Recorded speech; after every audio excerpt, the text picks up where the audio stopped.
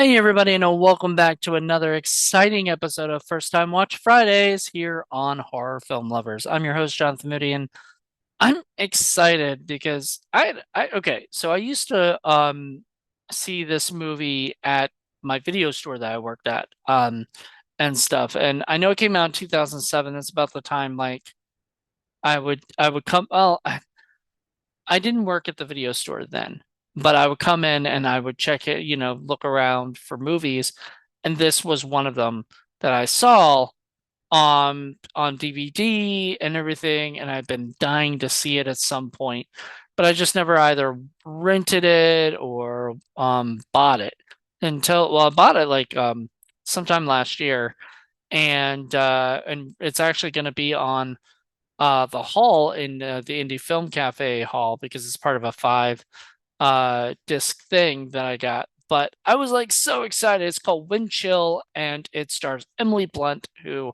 for the longest time I didn't even know she was in this movie. So when I saw that she was in this movie right before I watched it, I got super excited, couldn't wait.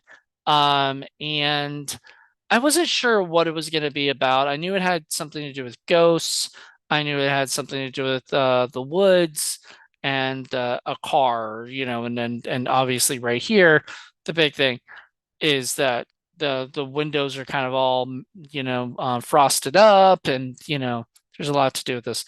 Um, so there will be some spoilers, and I'm going to give you my sort of honest, you know, uh, review. And one of the things is I'm very confused about this movie. So I understand they gave us some backstory at the end, and whatnot, but like, and I saw some other reviews where people were just very confused. I think they were trying to go for something like a twist, like M. Night Shyamalan. By the way, not just Emily Blunt's in this movie, but Shalon Simmons has a part in it, and so does Martin Donovan. I love him.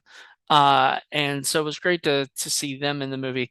Um, and the guy, I'm not sure. He's been in a bunch of stuff, but I'm not sure. I kept calling him like lesser known Adam Brody because kind of reminded me a little bit of Adam Brody. However, just this movie just got kind of a little bit too confusing at the end. Because like I guess she survived or did she not survive? Is that supposed to be like ambiguous? I guess she survived because she was there at the end, and but he died, and he already dead? And because a lot of it was talking about not just reincarnation, but the idea that once you're dead, you sort of live out your life or whatever. And I'm like, so is he already dead and he's just living his life out again? And he already knew this? Or did he not know this? Or I'm so confused because she asked him at one point about it, and then he says, I'm sorry I didn't tell you or whatever. And I'm like, why did you make her get in the car then and do all this stuff to her if you knew that this was the way it was gonna go? Like, I thought she was gonna die and that she was already dead. Like that's what I thought. I thought they both were already dead and stuff. It got really confusing. There was a plot point where you guess you're supposed to think she's gonna be safe, and then all of a sudden the car comes again and there's another collision because that's how it starts in the beginning is like they're driving down.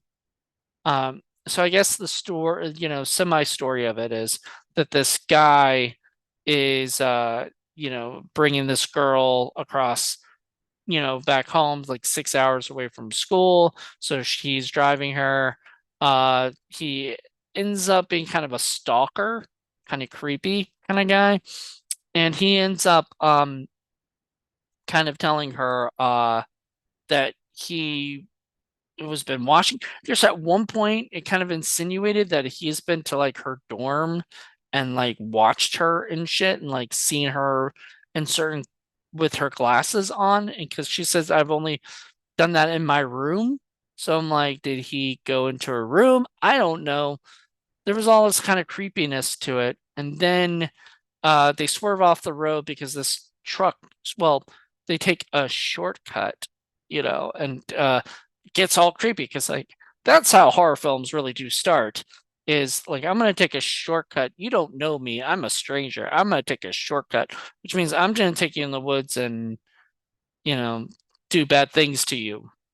Generally speaking, in horror films. This story, it was more a ghost story, so it was more about the ghosts and stuff, which are really weird. So they crash. She goes outside. She sees somebody walking in the woods, just walking. And when she sees his face, he's all kind of fucked up looking and stuff. And so she, talks to the guy, and the guy's like, "Oh man." And apparently he's been hurt already in the car crash. And then later, it turns out that I guess he's already dead. I don't know. I'm so confused. I don't know. If you've seen this movie and you know the answers to this stuff, please, write down below because I'm so confused. Maybe Wikipedia has let me look that up real quick. Maybe Wikipedia, um, because a lot of times they like tell the whole story. Yes. Oh, I don't even know why. Um, oh, wind chill film. All right, let's look this up. So let's see if there's a plot. Yep. So okay, they think help has arrived. Okay. The patrolman is there, highwayman is there. The cop keeps reappearing. The girl has the idea to use the old telephone to call in the car to call for help. Girl sees headlights approaching, thinks that is the cop, but it turns out to be a snowplow driver responding to her call. The snowplow driver puts guy's body in the back of the truck and they leave. While driving, he tells her that in the early 1950s, a corrupt cop murdered the people on the stretch of road and the bodies were never found. In 1953, he ran a young couple off the road but lost control and died in a ravine. Frequently around this time of year, more people die on the road. In 1961, the priests were found frozen to death in their beds. The plowman sees headlights, believes more help has arrived. Instead, the ghostly cop runs them off the road. Despite girls' pleas, the driver gets out to help the other person in the other car. Girl follows them, blah, blah, blah. That's okay. She runs back to the truck and tries to start it, but the ghostly cop reappears. The ghost of the guy appears and hits the cop with the tire iron. She jerks away and realizes she's back in the car with the guy's body next to her. That was the thing. That was another thing that confused me. Why did she go back? Was she in a time loop? She screams in despair, but Guy's ghost appears and leads her through the ruined priest's home to the gas station where he disappears. He says again that this will be a sweet, funny story. Coroners load Guy's body into the van as girl is wrapped in a blanket by a paramedic. Um, yeah. So still, it doesn't tell me if Guy has always sort of been frozen. Um, you know, Basically she comes back and she sees that was probably one of the best scenes in the movie. She comes back and she sees he's frozen to death, and she kind of gets really sad and scared, and kind of huddles with him or whatever, and says basically, "I told you I'd be back. I told you I'd be back," that kind of thing. So I I didn't hate the movie. No, I thought it was okay. It wasn't the greatest. If I had to give this a 5-star rating, I'd give it 2.5. It was, and especially since it was executive produced by like, George Clooney and Steven Soderbergh. Like, what? Why? Like, why is their name on this? Why did they give money for this? Like, I mean, I'm more interested about that. Like, why? Uh, was it because they're friends with like the filmmakers or something? The writers.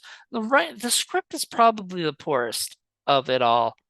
Direction was okay. There's no cool shots or anything. I mean, every time they go back to the car, it's kind of boring. I would have loved to see more of that, where it's like she's tight in time, trapped in time or something, you know. That would have been kind of cool, but they didn't. It didn't really feel like that was even a real. I mean, I didn't get why that would happen. It just randomly happened at times. And then she was like frustrated because what could have been cool is if it like brought her back to when she got back, she was in the college and stuff, and is going right back to, going out to come to get picked up by Guy, you know, and maybe she could have chose not to get in the car with him or something. Like that would have been a kind of a cool ending or something like that. But I mean, that would make more sense than whatever we got because at the end, Guy is dead and she's alive, and that's it, you know? Um, it, I don't know. And there's like characters like Blonde Girl because like most of these characters that aren't anybody that's kind of mentioned, like they say like priest or whatever. There's no real mention of who these people actually are. It's just like this highway patrolman would lure people out. I guess he would make people swerve off the road and then he would kill them and stuff. And that's cool, I guess, but like I don't know. Like it's not enough for me to really care about this movie, I guess. I don't know. It's just kind of a boring movie, in my opinion. So if I mean, it wasn't the worst thing I've seen, and it was very, like I said, it was directed well enough where, you could see things even though it was dark. I mean, it's supposed to be dark. It's nighttime, but you can still see everything. I've seen things recently where I can't see a damn thing, and I'm just frustrated. You can hear everything. It's just sort of like I was expecting more, especially with George Clooney and Steven Soderbergh. When their names popped up in the credits, I was like, the fuck? I'm excited now. Then I watch it, I'm like, not not too super excited. So I don't know. Could have been a lot better. Anyway, aside from that though, I enjoyed it. I mean, I had a fun time. It was, it I liked Emily Blunt. I thought she did such a great job that it kind of took away from the fact that the writing was just kind of mediocre. And like I said, it was trying to be like M. Night Shyamalan and stuff, and have like twists, or Alfred Hitchcock and have twists, and like the twists were just sort of, I've seen better. Um, I don't know. I think if you're able to see it, I got it in a 5-pack that had like a movie called Devour and some other 3 other films in it, and should have showed it to you guys. I had it, um, but it was okay, you know. Devour also was a movie. Remember, I did on this before, and once again, another movie that confused me, but at least I was interested most of the time. This kind of fade, my interest kind of started to fade after a little bit. Like I was like, I don't really know if anything interesting is going on. So, and nothing, and by the end of it, it was like, that's, I don't know. It was mediocre. So if you want to watch a mediocre horror film starring Emily Blunt, I can see why she hasn't really done many more horror films, not many more. I mean, this is sort of what she's getting then eeks. Um, but the right there, the whole poster was pretty cool. I wish honestly it had been more about them and trapped inside the car and stuff. Um, I think they could have made something interesting with that idea. It would have been like a Frozen. I guess I think Frozen came out in 2010. So this would have been like a Frozen, you know. That would have been kind of cool, but sadly it wouldn't chill. I mean, also the title didn't really didn't really do it for me. I would have expected better. So I was hoping that I would just really love it and want to watch it like all the time or something. And I mean, I'm glad I saw it. If somebody else asked to watch it with me, I'd watch it. But aside from that, don't think I'm gonna end up like seeing this on my own again. It's not something I'm gonna be like rewatching every year because kind of boring. Devour, I might just because I freaking love all those actors and actresses in that movie. It's perfect. So, anywho, thank you guys for checking this out. I hope you enjoyed it. Until next time, see you guys. Bye.